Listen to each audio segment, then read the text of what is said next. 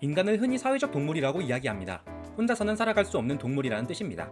하지만 다른 사람들과 함께 있는 공간, 즉 사회적 공간을 오히려 불편해하는 사람들도 있습니다. 단지 불편하기만 한 것이 아니라 대인관계 때문에 심각한 불안장애를 겪는 사람들도 있습니다.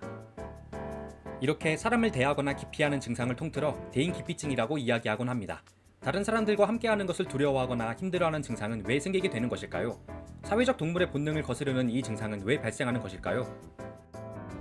대인기피증에 대한 정신의학적 접근에서는 심리분석과 해결이 중요하지만 최근에는 생물학적인 원인에 대해서도 다양한 연구가 이루어지고 있습니다. 바로 사랑의 호르몬 옥시토신이 그 주인공입니다. 대인기피를 사회성 결여라고 생각한다면 그 사회성을 결정하는 호르몬이 바로 옥시토신입니다. 옥시토신은 출산기 자궁수축과 수유기 젖분비를 유도하는 호르몬이지만 모성애를 느낄 때, 따뜻한 애정을 느낄 때, 귀여운 것을 보았을 때 분비되는 호르몬이기도 합니다. 얼마 전 한 유명 학술 잡지에 옥시토신이 사회성에 미치는 영향을 연구한 동물 실험 결과가 실렸습니다. 단순히 혈액이나 뇌에 옥시토신을 주입한 것이 아닌 뇌 속 측좌액이라는 곳을 정확히 겨냥해 옥시토신을 주입한 실험이었습니다. 그 부위에만 옥시토신이 작용했을 때의 효과를 알아보고자 한 것입니다. 측좌액은 보상을 담당하는 영역으로 이곳에 존재하는 옥시토신 수용체가 자극되는 양상에 따라 쥐의 사회적 행동이 어떻게 달라지는가를 관찰했습니다. 즉, 연구진은 사회성을 옥시토신이 주는 보상이라고 가정한 것입니다. 연구진은 측좌액에 약물 주입 바늘을 설치한 쥐들이 낯선 쥐들과 함께 있는 상황에서 두 가지 요소를 나누어 주의 깊게 관찰했습니다. 하나는 사회적 접근으로 낯선 쥐 옆에 가까이 접근해서 함께 보내는 시간을 보며 측정했고, 다른 하나는 사회적 경계로 낯선 쥐를 의식하고 계속 관찰하지만 근처에 다가가지는 못하고 있는 시간을 측정했습니다. 첫 번째 실험에서는 측좌에게 옥시토신이 줄어들게 되면 어떠한 결과가 나타날 것인가를 지켜보았습니다. 연구 결과 옥시토신 수용체를 차단하는 약물을 주입했을 때 쥐들의 사회적 접근이 눈에 띄게 줄어들었습니다. 쥐들은 낯선 쥐가 나타나도 근처에 접근하지 않으려 했습니다. 하지만 그렇다고 사회적 경계성이 뚜렷하게 커지지는 않았습니다. 마치 낯선 쥐가 없다는 듯 행동하며 큰 관심을 보이지 않았습니다. 이러한 모습은 대인기피증이 있기는 하지만 딱히 다른 사람들을 두려워하지 않는 사람들, 대부분의 시간을 혼자서 보내지만 고독을 즐기는 듯한 사람들과 비슷한 모습이었습니다.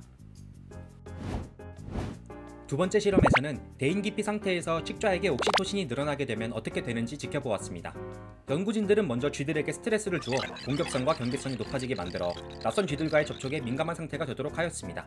이와 같은 상태를 사회적 스트레스로 인해 대인기피증에 빠진 사람들과 같다고 가정한 것입니다. 흥미롭게도 이 쥐들의 측좌에게 옥시토신을 주입하자 사회적 경계도 감소하고 사회적 접근도 증가한 것을 관찰할 수 있었습니다. 사회 불안이 눈에 띄게 감소한 것입니다. 옥시토신의 이러한 사회 불안 감소 효과가 단순히 쥐에게만 나타나는 것은 아닙니다. 사람에게 옥시토신을 투여하였을 때에도 여러 가지 불안 증상이 호전될 수 있다는 연구 결과들이 여러 차례 발표된 적이 있습니다.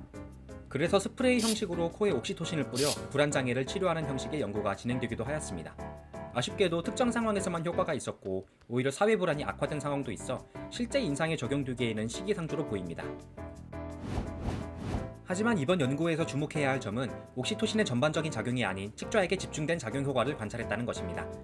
또한 옥시토신의 작용을 사회적 접근과 사회적 경계로 나누어 관찰함으로써 대인기피증이라고 이름 붙은 증상의 서로 다른 면모를 실제적으로 증명했다는 점이 중요합니다.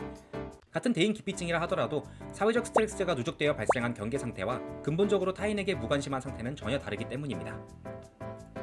옥시토신과 사회성 사이의 비밀은 여전히 활발히 연구되고 있습니다. 실제로 이러한 연구들이 최종적으로 대인기피증의 치료로 이어질 때에는 어떠한 모습이 될지 아직은 예상하기 어렵습니다. 하지만 우리들의 공동체를 구성하는 사회성의 본능이 다름 아닌 사랑의 호르몬이라는 사실은 어딘지 모르게 뭉클해집니다.